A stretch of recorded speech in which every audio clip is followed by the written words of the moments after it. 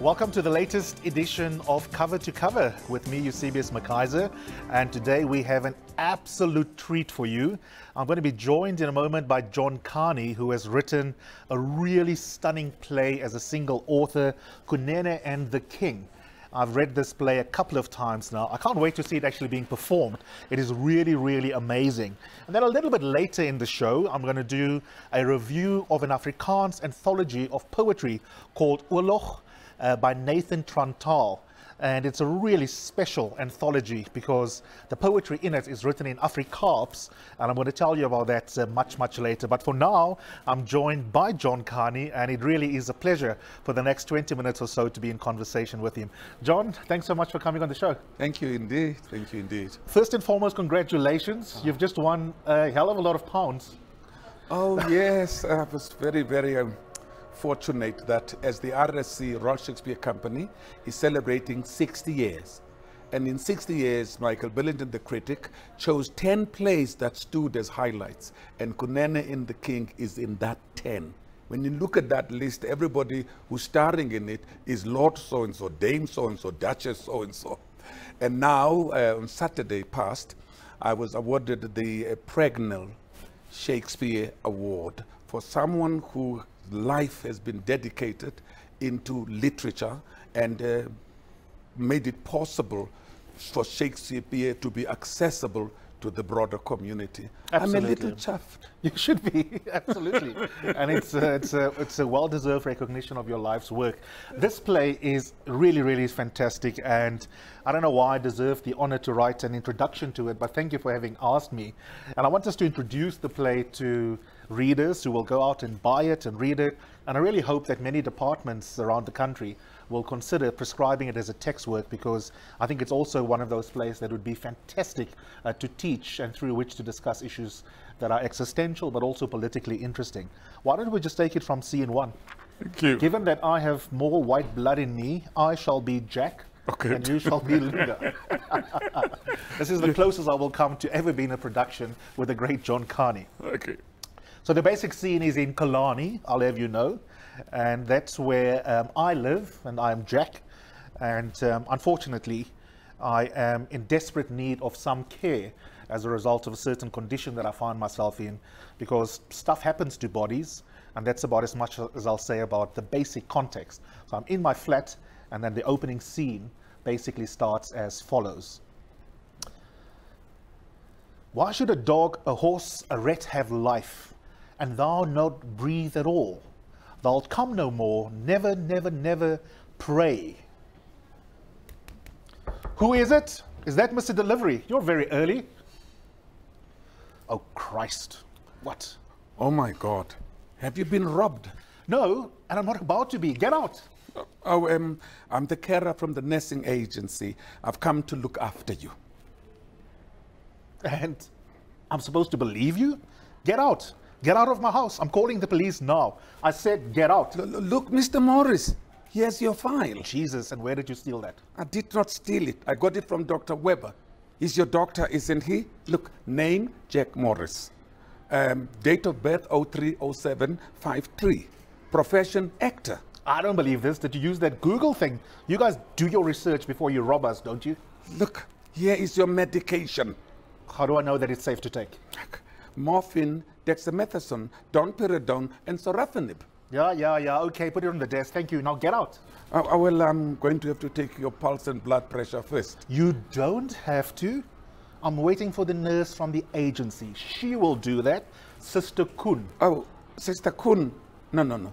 I'm Sister Kunene.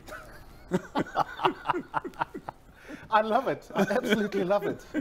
The last person I want in my house is a black man. I'm waiting for a white woman, and then you arrive. I always laugh at it because when I wrote it, I thought he didn't get it right. They said Sister Kunene, but he heard Sister Kun. Yes. So suddenly he's in his house, he's elderly, he's not well. He thinks I'm delivering a pizza or something for him. This black man walks in and he says, oh my God, I'm going to be robbed. First reaction, black man, I'm going to be robbed. And I'm trying to say, look, I'm a nurse. I'm wearing a uniform. He says, where do you get that costume? It's such a fantastic opening because it's both a comedy of errors, and yet within 2 minutes of that scene, we are immediately in exam essay writing territory about the themes. About the themes. Look, I had this idea. We were doing The Tempest in 2009 with Sir Anthony Sher playing Prospero. Remember all performing at the Royal Shakespeare Company in Stratford, England. Some critic felt that I wish the roles were reversed, that he played Caliban and I played Prospero. Mm-hmm. We laughed about that. I said to him, I want to write something for the two of us. 10 years, I forgot about it. I forgot about it. 2018, we knew we're moving to the celebration of 25 years in our democracy. And I asked myself, what would I be celebrating 25 years? What would I say has impacted or changed or not changed my life? And then I thought about, if I asked a white person, are you celebrating 25 years or not? And that's when the idea sort of began to structure in me. Now, I needed an excuse of bringing them in the same place. Yes. So I decided to give him a very difficult situation. He's dying. Yeah. He's dying of some disease and he needs home care because he doesn't want to go to a hospice or whatever. Then he has to live. There's a wonderful moment when he says, well, I'm going to have to live with you. He says, well, there's a room at the back. And he says, I said, you mean the servants' quarters? He says, yeah, if you don't mind. I said, oh, I do mind. I'm not your domestic servant. I'm not your gardener. I'm your carer. I'm going to live in the house. Then he says, okay, you can go. I said, then I'm going back to Soweto. Then he realizes, no, he needs me. So is it that need that locks them together? The few lines you quoted in the beginning are from King Lear. And Lear does not understand when the life is ebbing out of his daughter. There's, my Lord, the dot Cordelia. And then he says, how can a rat, a mouse, a horse have life and thou hath not? And that was watching death process. You know, there's so many layers to that. For me, the first one, as you know, that fascinated me and that I spoke about in the introduction to your text is, and Sisonke Msimang focused on this in her brilliant Ruth First lecture many years ago. What are the requirements, the deep requirements of friendship? And there's an intimacy between the two characters that develops over time. But my reading, and it's just one reading of the play, is that they never become friends. The intimacy, although there's conviviality, although he eventually even travels to Soweto, where Kunene lives in his flat, and that's a wonderful moment of leaving, literally and figuratively, Kalani to go and see the other side. They never really become friends, do they? And it speaks to the fact that we often don't invest deeply enough cross-racially in getting to know each other. We may be going to Moyo with other staff from your company for the end of year function and you laugh, but you go your separate ways. And I think what your play does, amongst many things, and I want you to meditate on this, is that it puts the spotlight on how difficult it is to forge authentic relationships and how much in South Africa we get away with having conversation but not necessarily deep relationships being established. It's like an arranged marriage. And there were some fantastic, the parents agree, it's getting old, get married, we've chosen the wife. It's like ukutwala in isiXhosa, whereby we like that young girl because the family is rich or the family has a status within the community and the poor young girl is brought over. It's like what my mama used to say to some of my sisters, and that you will learn to love him. I mean, I didn't even know your father when I married him, but I love him now, and we don't have the time to invest initially. So when Jack and Moore and Lunga come together, it's a South Africa's arranged social relationship. Of course, we've done truth and reconciliation. We've even been called the Rainbow Nation. We're talking about reconciliation, social cohesion, all those wonderful words. But now I try to put them in practice and say, all right, let's live together.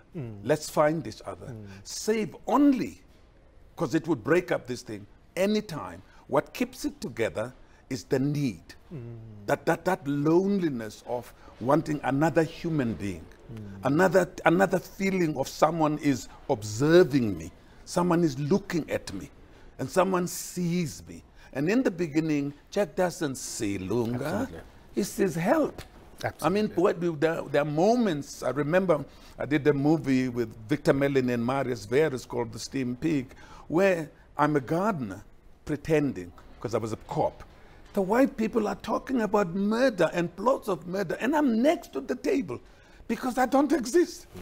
And that's what the maid is, the domestic servant is. So when they come together, he talks about his life, but not to me, but using me to receive.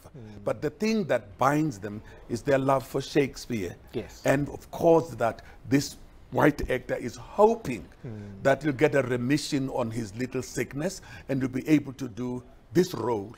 So that's what, and he's amazed at, what does it, Bantu guy from Soweto in Orlando know about Shakespeare? And he finds that he knows a little more than I do, as though I'm the classical best Shakespearean actor in South Africa. I want to come back to some of that, but I want to give our viewers a taste of another theme that you've just alluded to that is massive in this play, which is illness. And you've had to deal with illness with a sibling in your own life. And the coincidence with the play's prominence, the text coming out, you have to think again about that and what it's meant in a close relationship of your own and how that's connected to the text. But speak to me about that. I mean, it's really interesting how our relationship with our body can be completely thrown off when you get a diagnosis like cancer. Oh, you know, I was doing The Lion and the Lamb at the Market Theatre just before I started writing. My younger brother was 73. He's Reverend Kani. We always said that my father takes care of the traditional ancestors. And my father said he is now Reverend because he'll deal with God in heaven on our behalf of the Kani clan. And I would ask him a question about, there's somewhere in the Bible that Judas said to Jesus, where is it? He would say, King James, there. And I said, okay, there's somewhere this. And they would say, then he asked me, what are you doing? I said, no, I'm writing this play. It's about this guy who needs help. He's suffering from liver cancer, blah, blah, blah, blah, blah. Okay, said, oh, you always choose these difficult subjects. I said, no, it's something I'm mulling over. So I forgot about him. I now come back from Stratford 2019. That was 2018. 2019 March, he calls me. He says, you're not going to believe it. I'm just from the doctor. I've been diagnosed. Liver cancer, stage 4. I stopped. You know, the first reaction, by the time I put down the phone, he's dead. You know, in fact, African people don't even say cancer. They have so many, that disease. It's never mentioned. It's that disease. I is got suffering from, you know, Lantinkul or the big C. So I couldn't understand that. I couldn't mull it in my mouth. And I hoped in my heart, and I was very happy that I spoke about the play before he was diagnosed. So he must know that I'm not writing about him. So when we opened in London, knowing now that these days were really numbered, I could stop in the performance in the West End. Because every word that comes out of my mouth, and especially out of Jack, his experience of I'm dying, and slowly denial, acceptance, anger, slapping on help and family, the hatred and the everything, because when people are sick, they hit the family. They're actually trying to say, see me, feel me, I'm nervous, I'm afraid. And when I had to understand that, I had a lot of research. Catherine Mannix in England is a known guru on the process of death. She sat us down with Tony Sher and Janice Honeyman, great director, and we talked about this process. What happens to the body? What happens to the mind? When does the mind give up or accept? When does the body deteriorate? In what form? Because Tony wanted to be so accurate, and we were also nervous about offending. Cancer is a huge situation. There's someone in the audience every night who's gone through that experience. Then I visited hospices to see the care. And this wonderful woman said, you build a relationship with the person who's coming in. You give them your heart, you open, and you embrace them, that you do understand. You know our job is not to say you're not going to die. Our job is to make you live well while dying. That's what she said to me, to live well while dying. And then I said, what happens then when the patient dies? He says, you wash your hands. You get home and you change your uniform and you get back to the next arriving patient. How does it impact on you? It says, look, there are little things in your soul that you remember certain faces. But this is now, a play is being performed. And that was for me the greatest sort of moment, is to find someone sitting in the auditorium not leaving and tell me, I just buried my wife 2 weeks ago. Someone who was 91 who grew up in Durban and left in the 1960s, sat down there. He said, I'm waiting for you to say thank you. I'm also dying.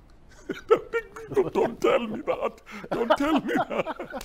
Wow. But that was the power of this play. And having chosen Sir Anthony Tony, South African from Cape Town, is an incredible human being. What a brilliant actor. Man unpacks the text and wants to ask me a question, what word by word, not the sentence, the word by word by word. And with Janice Honeyman, I call her the crapping director. She craps all the time. She craps and craps and craps. What did you mean by this? And you go back and you're back and you're back and you're back.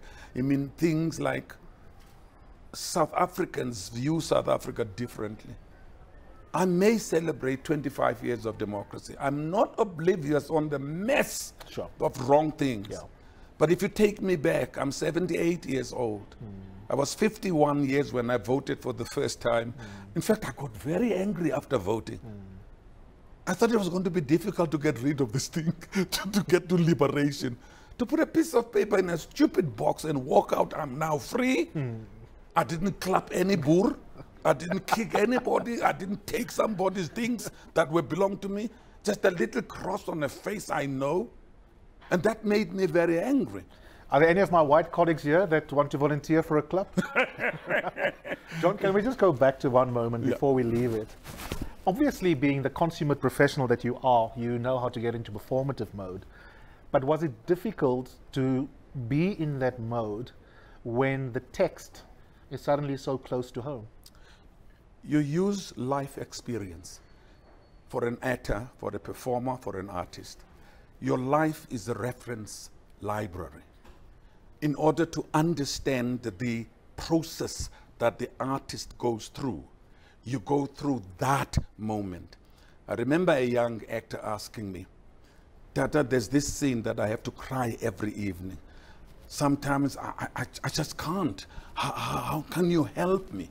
I said, then when you cried the first time, what did you do? He said, I thought about being brought up by my grandmother in Mapetla or in Soweto. And when she died and they took me to see the body in the coffin, I cried because I couldn't believe she's gone. So that's what I was using for that moment. And I said, it's going to be very difficult to kill your grandmother every night for you to cry. So what we're going to do, let's go to that moment, describe it to me, and let your emotions flow. And it was describing, the tears were running, and I said, then take a Polaroid snap. Take a photograph of it. And then when you perform, get there. Not to the grandmother, get to the moment. So that then helps me in any character I play, is that I use the real reference. But then in performance, I've got the picture, I know where I'm going.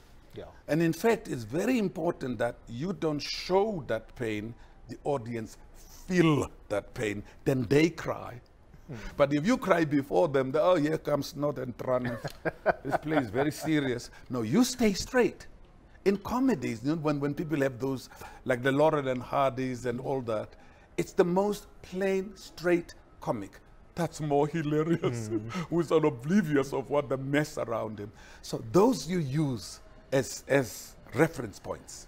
The final part of the play, we see Jack comically on public transport going into Soweto, and he ends up basically in the abode of the person that has been inside his domestic space all along for most of the play.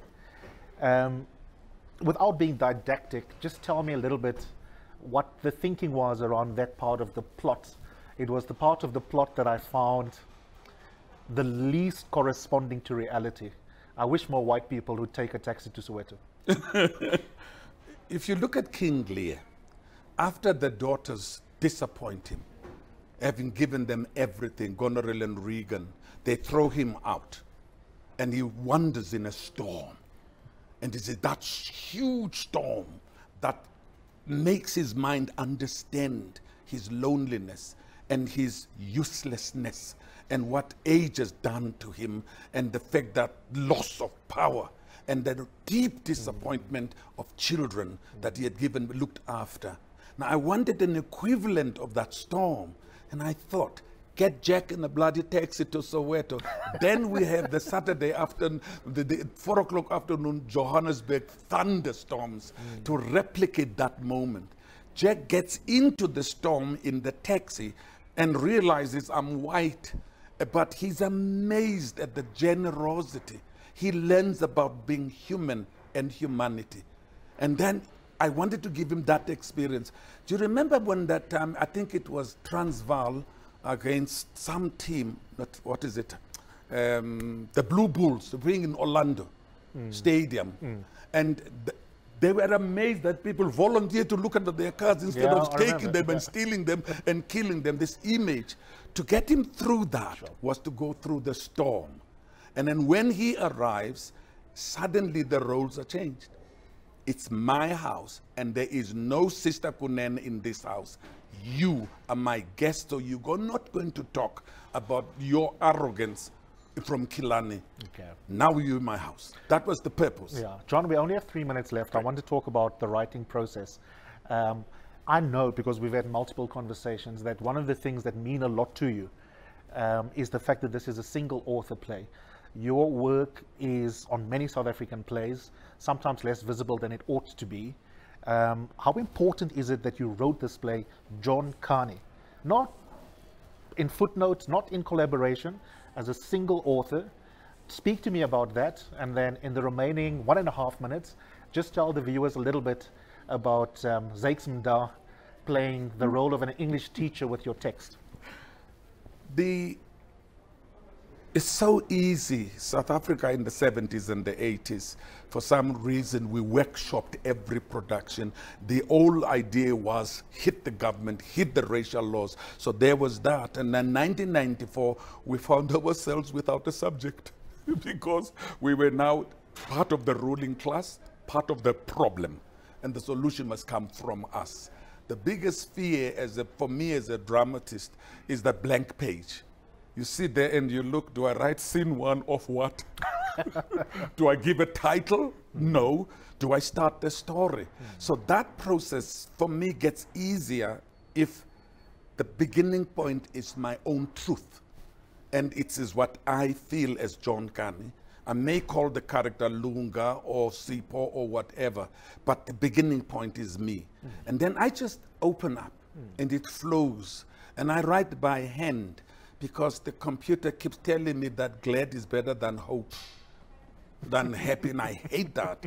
And it underlines the words. I don't know whether I've spelled it incorrectly. Why is it underlining it? It distracts me. So you finish that process, and I do not read until I complete. When I feel there's nothing more to say, I leave it there, and I go away and go back to it. Now, this is me, interrogating me, and opening to me my vulnerabilities, my little chochochis, my little anger, my little misunderstandings are all put on the paper. And that is what I do. So I'm telling you about... Yeah, 30 seconds. Just tell us about Zakes. Zakes Mda and I have wonderful good friends. I sent a play to him to read, and just to make a comment, I like him very much. Now the script comes back, like it's from my high school English teacher, with a red ballpoint pen surrounding things, talk too much and go there, get to the point. Another one that to the person. I got so angry at him. So how the hell does he think he is? I didn't look at that corrections. I left it there. And a month later, I went back to rewrite without looking what he said. And I found that 90% of his comments implemented themselves in the writing. John, you've been an incredible gift to the world, and you're always generous as well. Brilliant people aren't often as nice as you are. Thank you both for your output and for your kindness, and thanks for coming on the show. And thank you for writing the introduction. It's only a pleasure. I'm famous. I got Eusebius to write the intro. I think he did far more for my CV than he did for yours. Well, that's it for this particular interview. There's more for the show. I'm going to do a review in a couple of minutes, but in the meantime, please go and buy this book. If you're an English teacher, a head of department provincially, you want to prescribe it as a set work, but don't be reductive in the interpretations of it. Let the children make up their own minds about it. But Kunene and the King is a South African gem, and I hope we will all support it. It's that time of year when the Homebru campaign kicks off, and these are some of the titles you should be looking out for. Listen to Your Footsteps is author Kojo Baffoe's latest book. It's a collection of edgy essays and reflections on what it means to be a contemporary African man and the hard work that goes into being a son, a husband, a father and brother. Baffoe enjoys an interesting heritage with his roots in Ghana and Germany, although he was raised in Lesotho and moved to South Africa in his late 20s.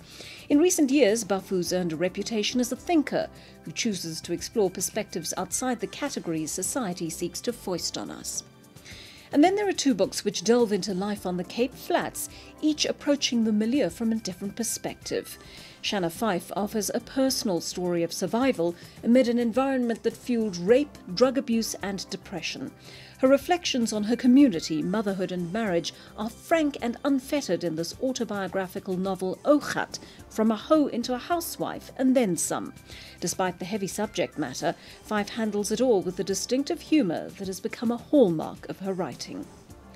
Ivan Johnson offers his own perspective in But He Speaks So Well, memoir of a South African identity crisis. Here Johnson seeks to explore the identity crisis he suffered growing up on the Cape Flats during apartheid. Johnson recounts the effects of his childhood marginalisation as a mixed-race South African and shares his yearning for a sense of belonging as a young adult in an alienating society where he struggled to fit in. Look out for the Homebru collection on Exclusive Books shelves and on exclusivebooks.com. I'm going to be reviewing for you right now this anthology of Afrikaans poetry that's called Oolog by Nathan Tantaal. And if you're wondering why Oolog, as Joanne asked me, that's because you and I were taught Rian Kruiwagen in Afrikaans at school. So you're probably looking for the word oorlog, which would be standaard Afrikaans, which is not the Afrikaans that I speak at home. I speak what would be referred to as Afrikaans. So this is not an Afrikaans poetry collection, it's an Afrikaans poetry collection by in South African nomenclature, a colored poet who's also a columnist for Rapport and a really important social commentator. Let me read one of the poems for you, and it's called Dassie Foutie. Hulle sê, 'n tikkop sal jou panty van jou lyf afsteel en dan sal jy nie eers weet. Face met die view tot 'n high, as 'n tikkop se antwoord tot elke probleem, dat kan nie fout is nie. Geef hom 'n Gordian knot, dan sny hy die tou in twee. Of hy sal die paal met tou en aal uit die grond uit en verkoop aan jou ma. Ek het die lekker paal hier vir jou ma, dat se tou ook aan. Sit 'n tikkop voor die rooi see, dan roep hy twee ander tikkoppe en saam move hulle die waves na die kant toe, dat die Israeliete kan deurstap. Kom maar, ons hoor die see, dat is die foutie. Sê vir 'n tipkop, as hy world peace vir jou kan reël by 4 o'clock vanmiddag, gaan jy hom 'n R25 gee. Kom hy 2 o'clock in die middag daaraan met nog 'n tikkop en world peace in 'n winkeltrolley, dan sit jy daar met 'n vrede wat jy nooit gedink het jy sal ken nie. En hy gaan float weg om die draadjie. Môre sien jy op die nuus, almal maak oorlog. Van iemand het van plek tot plek gegaan en al die liefde uit die wêreld gesteel. what I love about this collection is very simple, is that it's colored people whose lives are rendered visible in the way that we speak Afrikaans, and it is decolonizing the Afrikaans language by recognizing that there's absolutely no reason why white Afrikaans people should have a monopoly on speaking Afrikaans and writing Afrikaans. The characters in here come from my community, and they speak my kind of Afrikaans rather than trying really hard om soos Rian Kruiwagen op die Afrikaans nuus te klink.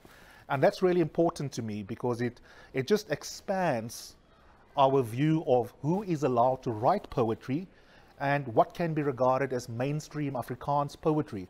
All the Afrikaans poetry that you and I wrote exams about was poetry that was typically written, 99% of it, by white Afrikaans poets in this country, even though the majority are actually colored people in Gauteng and in the Western Cape who speak this language. So the question of who's Afrikaans is a very important question that gets centered in poetry. And I think the reason why Nathan Tantaal is such a refreshing and important voice is that he embodies the importance of epistemic justice for communities whose relationship with the Afrikaans language you don't find in books and in bookstores.